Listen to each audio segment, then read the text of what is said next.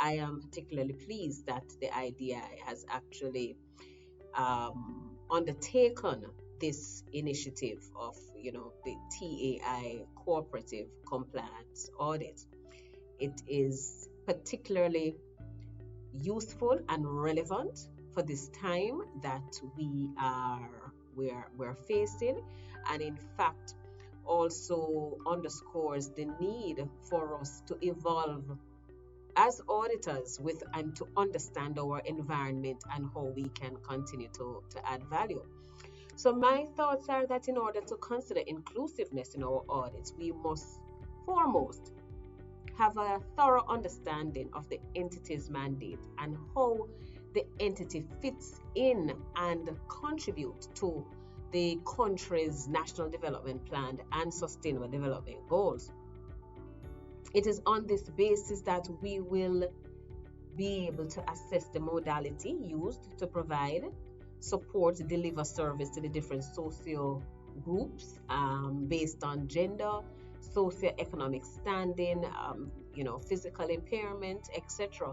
And of course, the assessment can begin at the point of our review of the budget development and implementation. We need to establish who the beneficiary ought to be for the various programs and services and execute our audits to assess not only if the service or benefit is being delivered to the vulnerable, but that those who are furthest behind are the first, that is reached. To ensure our audits are transparent, SAIS must engage with the relevant stakeholders and clearly communicate the audit objectives and what the process entails. For example, SAI Jamaica establishes on its website details of all performance audits that are being undertaken, including the date at which we expect the report to be published. All persons are invited to provide insights or report pertinent information that can provide some guide during the audit. But it also aims to hold us accountable to the citizens. I've had members of the public and the media following up with us to determine the status of the audit, which is a good thing because it means that through our websites we're able to engage with the citizens and our various stakeholders, and by soliciting additional information, from us, that's just a clear indication that they are finding the information that we provide useful and they are monitoring our work. Next is stakeholders, primarily those charged with governance, must have a full understanding of their role and responsibility in the audit process. I believe it's important to communicate to management our intended area of focus and the nature of our conclusions we'd likely take from a neutral standpoint. And SAIS must also establish clear lines of communication to not only obtain information but to clarify and resolve the issues in a timely manner.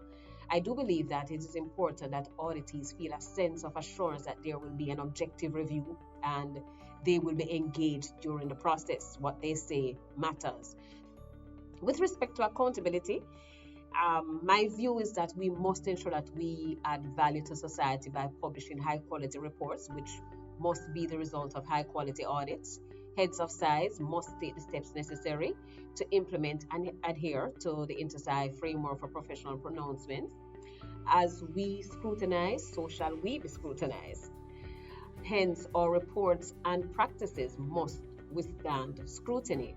I encourage all SAIs to undertake a SAI PMF review, either a full or light review.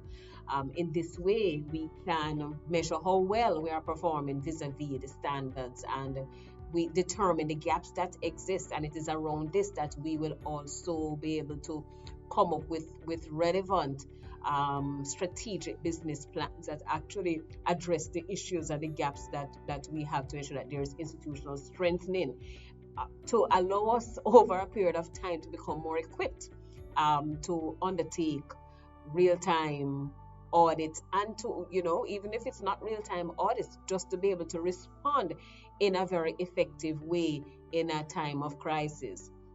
So SAIS should also have a robust governance arrangement for all its business processes.